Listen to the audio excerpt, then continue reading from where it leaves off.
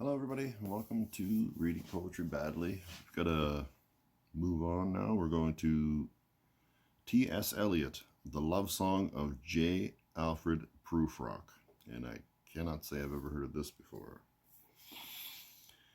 Okay. Get ready to cringe. There's a different language. I don't know if this is like what it is. But anyway. I guess I have to read it. I might take a picture of it and add it to the back just so you can see what it says, because I'm totally going to destroy this. The Love Song of J. Alfred Prufrock by T.S. Eliot. Sio credes chemia reposta fos a persona chemai tornas al mondo, que esta fiamma staria senza piuscose.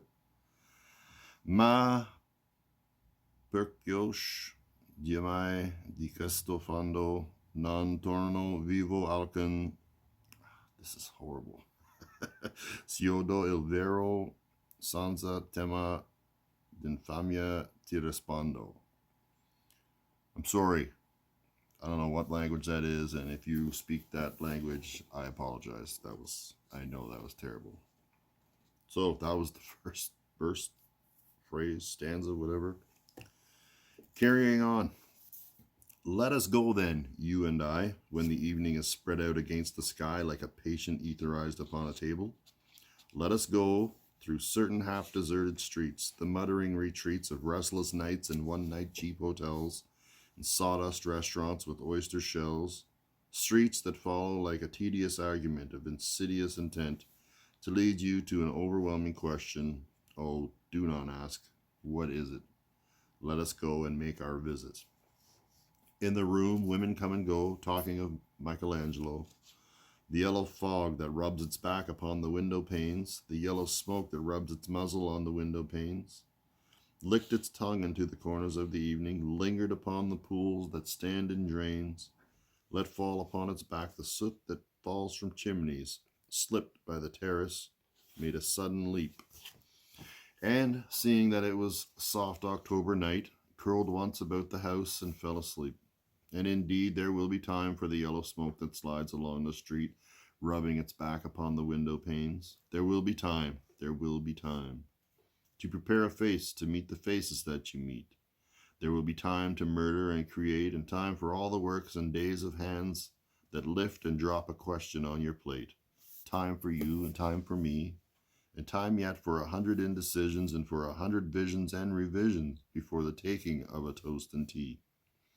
In the room, the women come and go, talking of Michelangelo.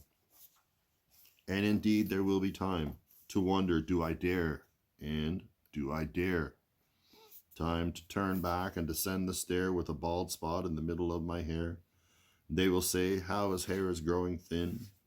My morning coat, my collar mounting firmly to the chin. My necktie rich and modest, but asserted by a simple pin.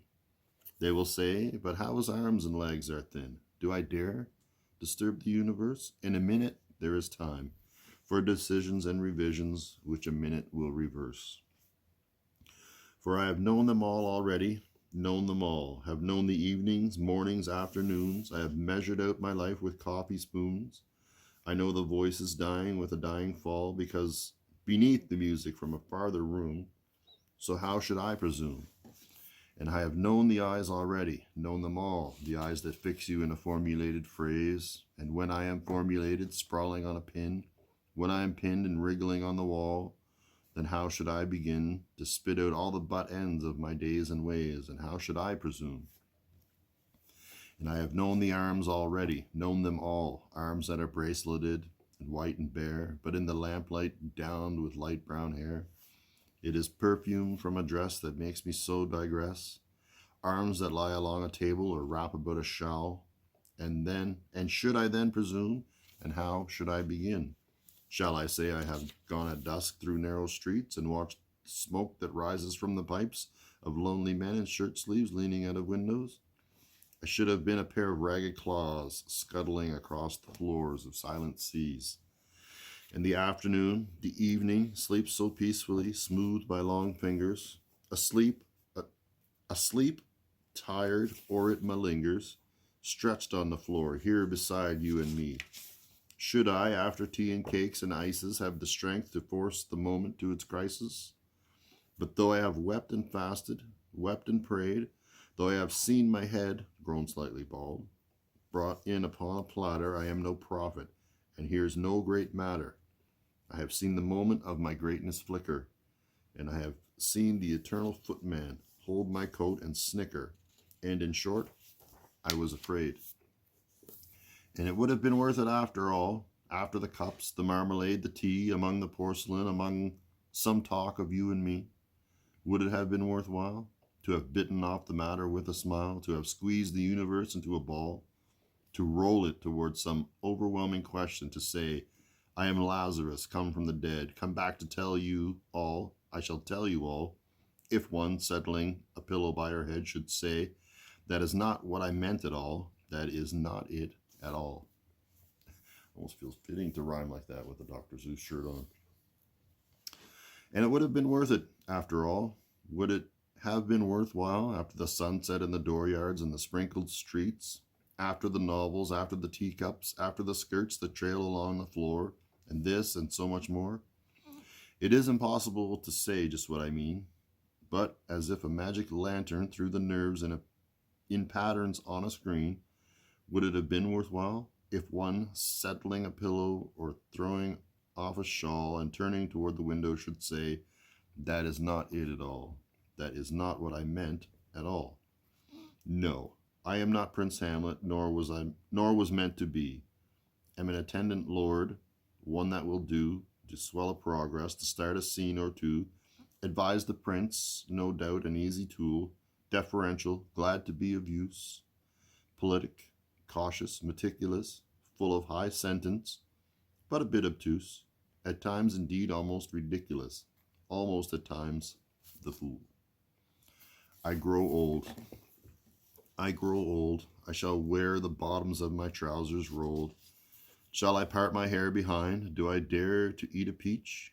I shall wear white flannel trousers and walk upon the beach. I have heard the mermaids singing, each to each. I do not think they will sing to me. Oh, getting out of the screen here. I've seen them riding seaward on the waves, combing the white hair of the waves blown back when the wind blows the water white and black. We have lingered in the chambers of the sea by sea-girls wreathed with seaweed red and brown, till human voices wake us, and we drown. I'd hate to have to make sense of some of these poems. I mean, I'm sure they're straightforward. I'm not really thinking about most of this as I read it. I'm just kind of going through them. I think I'll be getting lost if I try to figure them out as I read them. In any case, that was The Love Song of J. Alfred Prufrock by T.S. Eliot. And I apologize again for the reading of the first paragraph at the beginning. I know I killed that one. Nailed it. Thanks for listening. Have a great day.